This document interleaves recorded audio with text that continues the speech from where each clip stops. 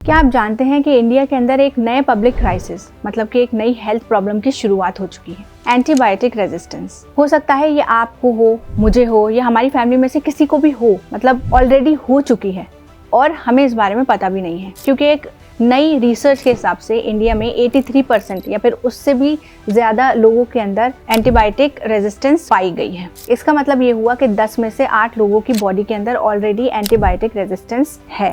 Antibiotic resistance मतलब कि body के अंदर एंटीबायोटिक काम नहीं करती है। जब भी हमें कोई डिसीज होती है, हमारी बॉडी में कोई भी बैक्टीरिया जाता है तो हम एंटीबायोटिक लेते हैं। वो एंटीबायोटिक हमारी ब्लड के थ्रू उस बैक्टीरिया तक पहुंचती है, उस बैक्टीरिया को किल करती है और उसको फैलने से रोकती है। जब बॉडी में एंटीबायोटिक रेजिस्टेंस होता है तो ये जो एंटीबायोटिक हम खाते हैं वो उस बैक्टीरिया को मार नहीं पाती, हमारी बॉडी में ठीक से काम नहीं कर पाती। नतीजा ये होता है कि 2 से 4 दिन में ठीक होने वाली जो बीमारियां हैं उनको ठीक होने में हफ्तों और महीनों लग जाते हैं। इसके अलावा जो एंटीबायोटिक हम ले रहे होते हैं उनके भी काफ़ी सारे एडवर्स इफेक्ट हमारी हेल्थ पे देखने को मिलते हैं, जैसे कि हमारे पेट के जो गुड बैक्टीरिया होते हैं वो भी मर जाते हैं। इसके साथ साथ जो बीमारियां हैं वो और ज़्यादा बढ़ जाती हैं, क्योंकि जो एंटीबायोटिक हम ले रहे होते हैं उससे जो बैक्टीरिया होते हैं वो और भी ज़्यादा स्ट्रॉन्ग हो जाते हैं। क्या आप जानते हैं कि इसके पीछे का रीज़न क्या है?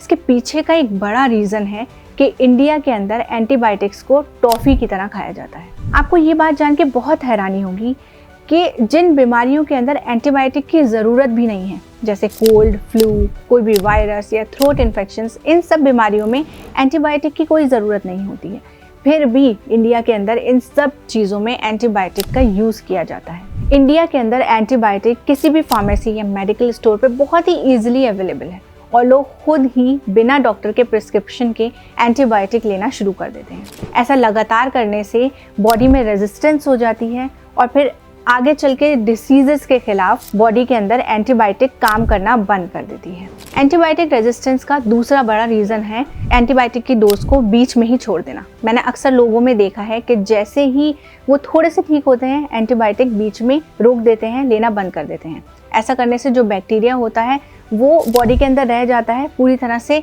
मरता नहीं है और थोड़े दिन बाद वही बीमारी दोबारा से उभर जाती है या फिर दूसरी कोई और बीमारी उभर जाती है, जिसकी वजह से दोबारा लोग बीमार पड़ने लगते हैं। एंटीबायोटिक रेजिस्टेंस को रोकने का सबसे बेहतरीन तरीका क्या है कि आप ओवर यूज ना करें। जब भी ज़रूरत हो तभी एंटीबायोटिक लें और बिना डॉक्टर की सलाह के कोई एंटीबायोटिक नहीं लें। और जितने दिन के लिए डॉक्टर एंटीबायोटिक लेने को कहता है उतने ही दिन के लिए लें, बीच में इलाज नहीं रोकना चाहिए। इसके अलावा अपने आसपास बहुत ज़्यादा हाइजीन रखना चाहिए, साफ़ सफाई का बहुत ख्याल रखना चाहिए। अगर आप किसी भी ऐसे इलाके में जा रहे हैं जहाँ पे बैक्टीरिया या इन्फेक्शंस देखने को मिलते हैं, जो बीमारी का घर है, जैसे हॉस्पिटल्स, क्लिनिक, लैब्स, वहाँ से आके अपने को सैनिटाइज करें। अपने को क्लीन करना, अपने क्लोथ्स को क्लीन करना, क्लोथ्स चेंज करना, ये सब चीज़ें बहुत ज़रूरी हैं, क्योंकि ये बैक्टीरिया बहुत ही जल्दी से स्प्रेड हो जाते हैं। तो आज से ही कोशिश करें कि एंटीबायोटिक का ओवर यूज़ ना करें, अपने डॉक्टर से कंसल्ट करके ही एंटीबायोटिक लें, हाइजीन का ख्याल रखें और ये इन्फॉर्मेशन जितनी हो सके लोगों तक शेयर करें ताकि उन तक भी ये बात पहुँचे।